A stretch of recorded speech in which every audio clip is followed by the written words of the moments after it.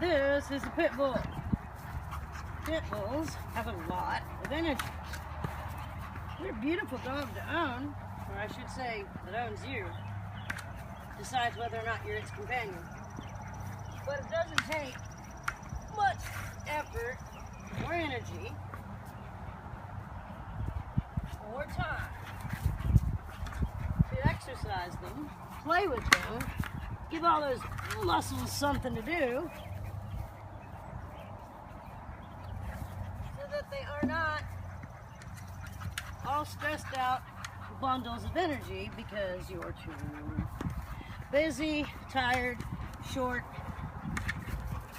your show was on, your friend was over, she's not a puppy no more, or any other bullshit excuse.